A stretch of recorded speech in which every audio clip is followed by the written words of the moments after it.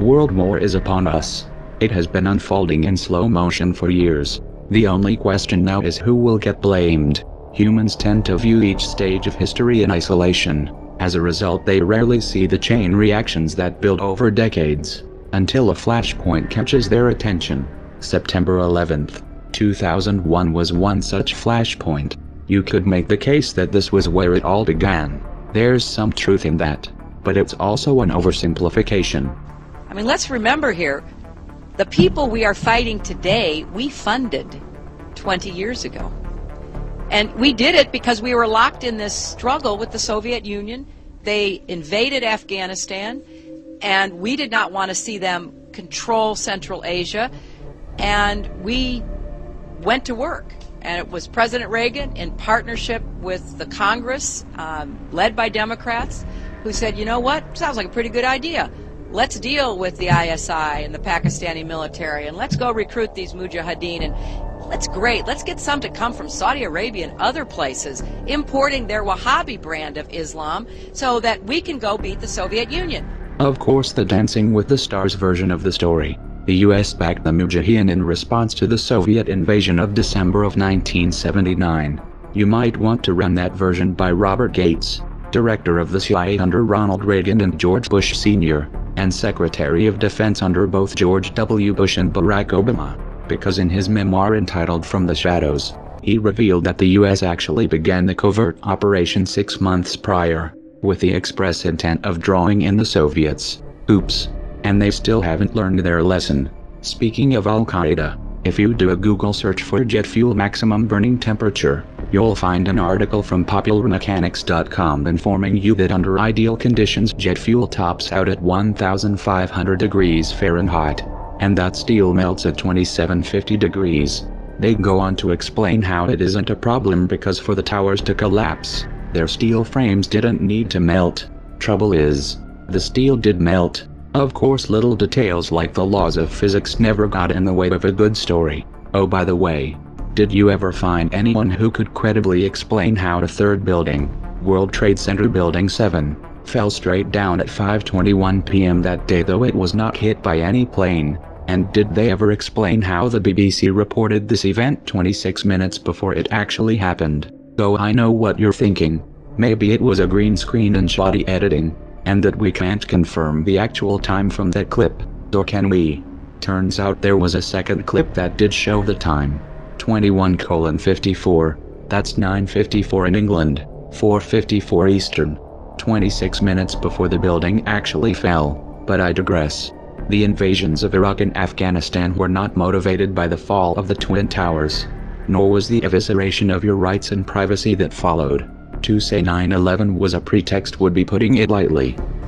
About 10 days after 9/11, I went through the Pentagon and I saw Secretary Rumsfeld and Deputy Secretary Wolfowitz. I went downstairs just to say hello to some of the people on the Joint Staff who used to work for me, and one of the generals called me and he said, "Sir, you gotta come in. You gotta come in and talk to me a second." I said, "Well, you're too busy." He said, "No." He says, "We've made the decision. We're going to war with Iraq." This was on or about the 20th of September. I said, "We're going to war with Iraq. Why?" He said, "I don't know." He said, "I guess they don't know what else to do." So I said, "Well, did they find some information connecting Saddam to Al-Qaeda?" He said, No. He says, "There's nothing new that way. They just made the decision to go to war with Iraq." He said, "I guess it's like we don't know what to do about terrorists, but we've got a good military and we can take down governments." And he said, "I guess if the only tool you have is a hammer, every problem has to look like a nail." So I came back to see him a few weeks later, and by that time we were bombing in Afghanistan. I said, "Are we still going to war with Iraq?" And he said, "Oh, it's worse than that."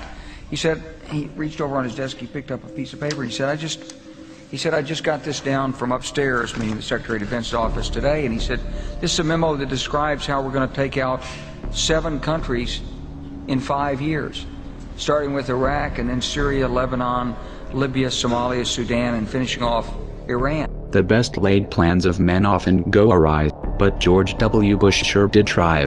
Iraq and Afghanistan became quagmires, just like Cheney predicted. Do you think that the U.S. or UN forces should have moved into Baghdad? No. Why not? Because if we'd gone to Baghdad, we would have been all alone. There wouldn't have been anybody else with us. It would have been a U.S. occupation of Iraq. None of the Arab forces that were willing to fight with us in Kuwait were willing to invade Iraq. Once you got to Iraq and took it over and took down Saddam Hussein's government, then what are you going to put in its place? That's a very volatile part of the world, and if you take down the central government in Iraq, you can easily end up seeing pieces of Iraq fly off. Part of it the Syrians would like to have to the west, part of eastern Iraq the Iranians would like to claim, fought over for 8 years. In the north you've got the Kurds, and if the Kurds spin loose and join with the Kurds in Turkey, then you threaten the territorial integrity of Turkey. It's a quagmire. Obama picked up where Bush left off by toppling Libya and funding extremists in Syria, the precursors of ISIS. They knew the weapons were ending up in the hands of jihadists since at least 2012. They knew what would come next. A Department of Defense document from 2012, acquired through an FOIA request, shows that the US government was aware that these fighters intended to form a caliphate, and that this conflict would likely lead to a proxy war with Russia and China. The Middle East was being balkanized, every pocket of resistance broken up into bite-sized chunks, but it was taking too long. So Saudi Arabia invaded Yemen, and Israel did their part by repeatedly bombing the Syrian army. The most recent attack was in July. Oh, and Turkey helped too. It's been a team effort. In 2013, when the US-backed rebels in Syria got caught using sarin gas against civilians and the Western narrative fell apart, Russia became a diplomatic thorn in Washington's side. So like a true gambler who doesn't know when to walk away, Obama doubled down by backing the coup in Ukraine, installing a puppet government with extensive ties to the US State Department, bankrolling their ethnic cleansing campaign in the East and blaming the entire mess on Vladimir Putin. All we hear is Russian aggression, Russian aggression, Russian aggression, but reducing Iraq, Afghanistan, Libya and Syria to rubble is about spreading democracy, but accepting the results of a peaceful referendum in Crimea, well, that's just beyond the pale. The war on the Ukrainian front continued through 2014 and into 2015. Somewhere along the way, the preparations for an open conflict between the US, Russia and China were normalized and brought from the shadows. Open threats were leveled in full view. Coverage was predictably one-sided. We've been through this before. Weapons of mass destruction, human rights, Russian aggression, new excuses, same goal. If you want to start a war, the unwashed masses must be convinced to send their brothers, sons and fathers to die on the front lines. The specter of an external enemy must be etched into their collective mind through trauma, exaggeration and repetition. History must be whitewashed, twisted and cherry-picked down to a politicized nursery rhyme. At no point should the real motives or consequences of such an endeavor be discussed. It stands to reason that if we want to stop a war we must reverse this pattern. Let's start with a realistic look at the consequences. The United States and Russia alone possess a total of over 15,000 nuclear warheads, as of 2014, each of which are 10 to 30 times more powerful than those that the US used against Japan and Hiroshima and Nagasaki. During the Soviet era it was understood that a hot war between these two countries would inevitably lead to the use of these weapons, and would therefore be an act of mass suicide. This idea was so deeply ingrained, that it had its own acronym, MAD, Mutually Assured Destruction. In recent years scientists have realized that this should be taken as a literal truth, regardless of which side may suffer the most in the initial exchange. A nuclear war between just these two countries, utilizing only the weapons which are slated to be active after the implementation of the START treaty in 2018, would release over 150 million tons of debris into the atmosphere. This debris would block out the sun, dropping global temperatures between 8 and 30 degrees centigrade. Agriculture would become impossible, mass extinctions would follow, and our species would not likely be exempt. This is a mild description. We're not even touching upon the direct consequences of the blasts, firestorms, and radiation poisoning or the secondary deaths caused by exposure and disease. In this context you might be inclined to believe that the use of these weapons would be completely off of the table, that every effort would be made to reduce stockpiles and that no new bombs would be built. Unfortunately, this is not the case. In recent years, US strategists have begun to promote the idea of limited nuclear warfare, with a focus on tactical nukes. The idea being that smaller weapons are more effective because they are actually usable. This isn't just talk. Under Obama, the US military developed the most expensive and most dangerous nuclear bomb ever, the B-6112. The B-6112 is a guided nuclear missile, the first of its kind, and its yield can be dialed down electronically for the desired effect. This capability has been promoted by the CFR as a means of preemptively destroying China's hardened missile silos.